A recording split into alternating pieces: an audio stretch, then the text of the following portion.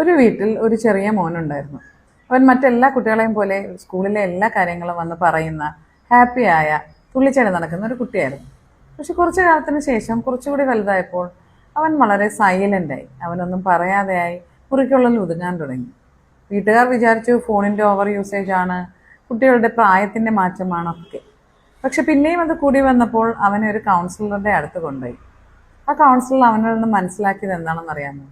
അവൻ അച്ഛനോടും അമ്മയോടും ഒക്കെ വന്ന് പറയുന്ന കൊച്ചു വർത്തമാനങ്ങൾ എല്ലാം അവർ കറക്റ്റ് ചെയ്യുമായിരുന്നു. അതിങ്ങനെയല്ല പറയേണ്ടത്, അത് അങ്ങനെയാണ്. അതിങ്ങനെയല്ല ചെയ്യേണ്ടത്, അത് അങ്ങനെയാണ്. അതുപോലെ തന്നെ അവനൊരു ഇച്ചിരി മാർക്ക് കുറഞ്ഞാൽ അതവൻ വന്ന് ഷെയർ ചെയ്യുമായിരുന്നു. അപ്പോൾ അവർ വല്ലാതെ ശകാരിച്ചിരുന്നു. സ്കൂളിൽ അവനൊരു പ്രശ്നത്തിൽ പെട്ടാൽ അല്ലെങ്കിൽ ടീച്ചർ വഴക്ക് പറഞ്ഞാലും ഒക്കെ അവൻ വന്ന് പറയുമായിരുന്നു. അപ്പോഴും വീട്ടുകാർ ശകാരിച്ചുകൊണ്ടേയിരുന്നു. അതിനേക്കാളൊക്കെ ഉപരി അവന് തോന്നിയ വിഷമങ്ങൾ, അവൻ്റെ ചെറിയ ചെറിയ സങ്കടങ്ങൾ, അവൻ്റെ സന്തോഷങ്ങൾ അവൻ പങ്കുവച്ചു. പക്ഷെ അവിടെയും അവർ അവനെ കറക്റ്റ് ചെയ്യാനാണ് ശ്രമിച്ചത്. തിരുത്തലും വഴക്കും നന്നാക്കലും കുട്ടി മടുത്തു. ഒന്നും ഷെയർ ചെയ്യാതെ അവൻ സൈലൻ്റായി. അവൻ ദേഷ്യപ്പെട്ടില്ല, അവൻ ബഹളം വെച്ചില്ല. പക്ഷെ അവൻ ഒതുങ്ങിപ്പോയി, അവനിലേക്ക് തന്നെ ഒതുങ്ങിപ്പോയി.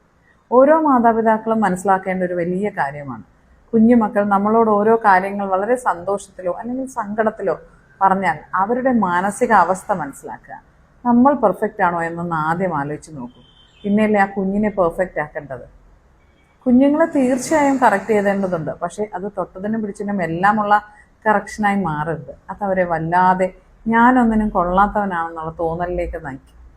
പകരം സ്നേഹത്തോടെ നല്ല വാക്കുകളിലൂടെ അവൻ്റെ തെറ്റുകളോ അവൻ്റെ കുറവുകളോ നമുക്ക് വേറൊരു സാഹചര്യത്തിൽ പറഞ്ഞ് മനസ്സിലാക്കാം. അവൻ എന്ത് പറഞ്ഞാലും അവനെ തിരുത്തുന്നു എന്നൊരു തോന്നൽ കുട്ടിക്ക് ഉണ്ടാവരുത്.